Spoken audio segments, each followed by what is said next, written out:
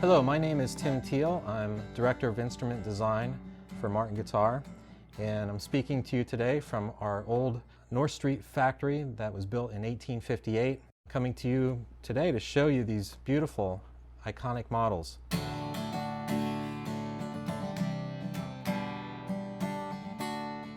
So when I think of iconic guitars in our line, the first one that comes to my mind is a D35. The reason for that is because my grandfather started working for Martin Guitar the year I was born. And I was fortunate enough to grow up right across the street from him. So every Saturday or throughout the week I'd go over and he'd be playing guitar, banjo or fiddle. He was very talented. And he would always bring out his Martin D35. It was his favorite guitar. And it was his favorite guitar in so much that he taught me how to play on that guitar. The one striking feature of a D35 is its three-piece back. This was made from Martin back in the 1965 time frame to increase the yield of Indian rosewood and Brazilian rosewood. The reason for this is because it was increasingly harder to find wide enough wood for a two-piece back like you would normally see on a D28 or HD28.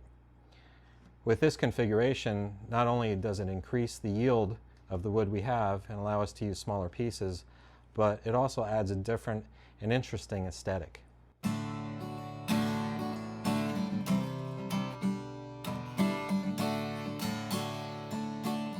The next model I'd like to talk about is the D28. Now, the first D28 on the market was introduced around 1934.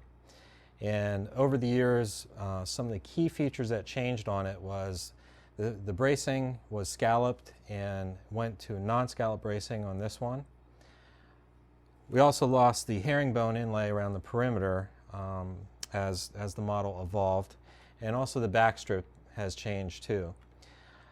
One of the reasons for the change of bracing is back in the day there wasn't a lot of amplification, and to really have the guitar heard over some of the other instruments like the banjo and violin or fiddle, you would put heavier gauge strings on the instrument. Now, the heavier gauge strings made the guitar project more, it was louder, but it also caused some top deflection issues on scallop bracing. And so scallop bracing was discontinued around the 1940s and non-scallop bracing was introduced. Tonally, the non-scallop braces give you a much brighter and more focused sound. So some players today still prefer this style of guitar because of its tone.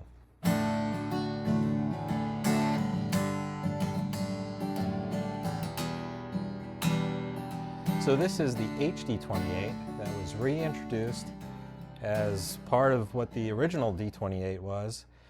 This was reintroduced back in 1976. And some of the features that were brought back to this HD28 from the original D28, of course, were the scallop bracing on the top, and also the herringbone purfling that goes around the perimeter of the guitar.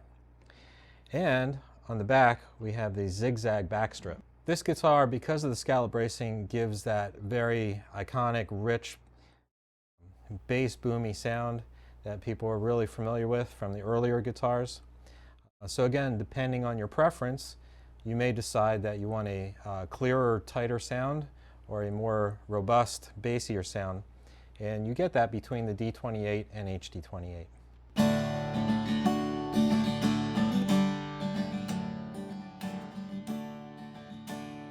This is our current D18 model.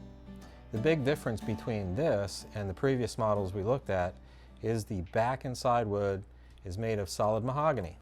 Solid mahogany gives a much drier tone, which is great for certain styles of play. Depending on your preference, you may decide to go with a rosewood guitar or a mahogany guitar. That's the fun of it, deciding what you like in your personal playing style.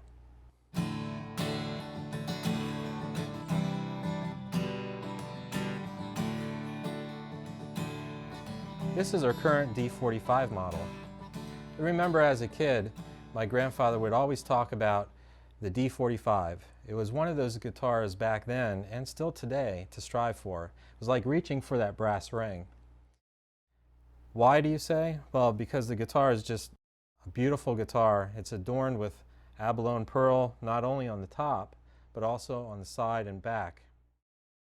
Fine details such as hand-mitered joints would go around the heel of the neck and around the fingerboard edge and also on the end piece.